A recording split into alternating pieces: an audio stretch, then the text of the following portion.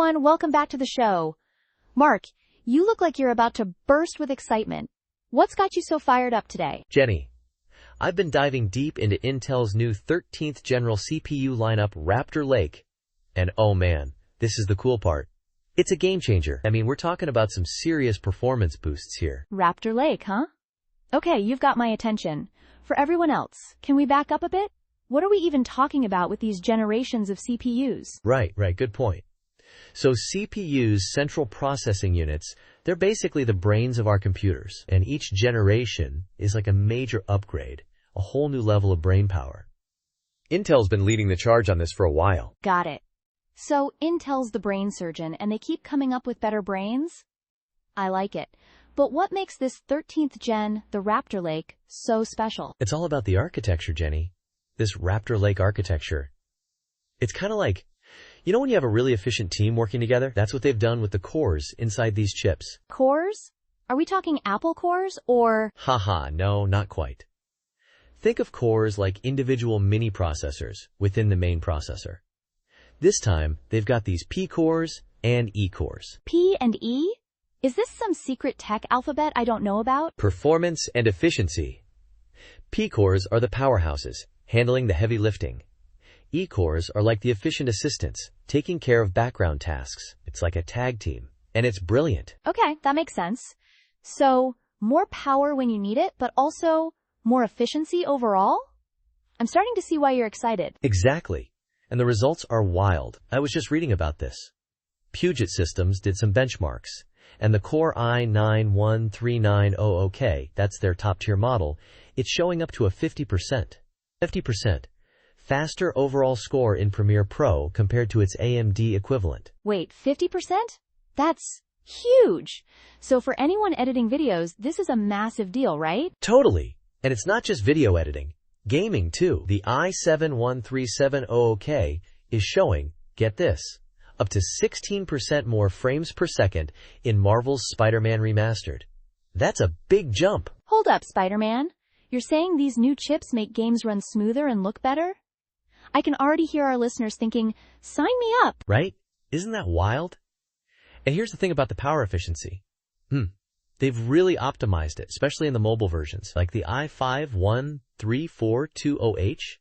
It's designed for laptops, and it's got this balance between performance and battery life it just blows my mind. Okay, I'm with you. Better performance, better efficiency.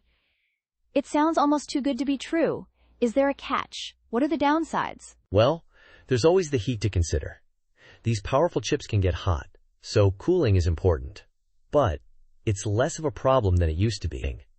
And yes, some of the top models have a higher TDP, meaning they use more power under full load. TDP. Remind us what that is? Thermal design power. Basically, it's a measure of how much heat the chip is expected to generate and how much power it draws at max capacity. But even with the higher TDP, they're still more efficient overall. So it's a trade-off, like most things.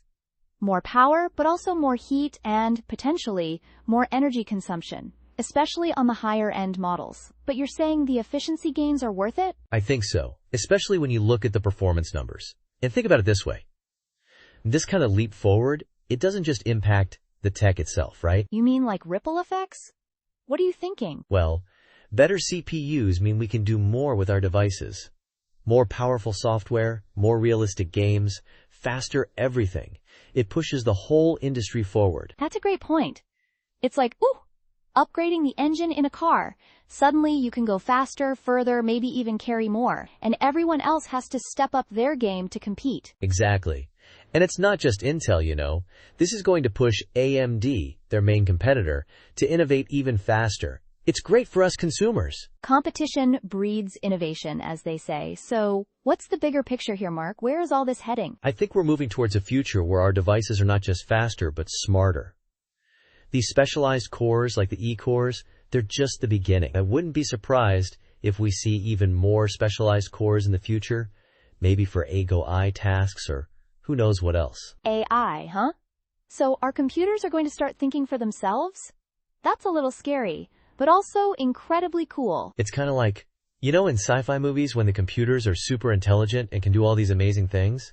We're not quite there yet, but, This feels like a step in that direction. Okay, you're getting into the weeds here, but I'm following.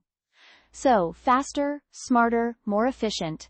That's the future of CPUs, and Raptor Lake is a big part of that? That's it in a nutshell, Jenny. And this is just the 13th general. Imagine what the 14th, the 15th, and beyond will be like. It's an exciting time to be a tech enthusiast, that's for sure. I have to agree. You've officially converted me, Mark. I'm excited about CPUs now. Alright, we have to wrap it up, but any final thoughts before we go? Just that. Technology is constantly evolving, and it's shaping our world in ways we can't even imagine. And these CPUs, they're a fundamental part of that evolution. So keep an eye on this space, folks. It's going to be a wild ride. Couldn't have said it better myself. Thanks for breaking it all down for us, Mark. And to our listeners, thanks for tuning in. We'll catch you next time for more tech explorations.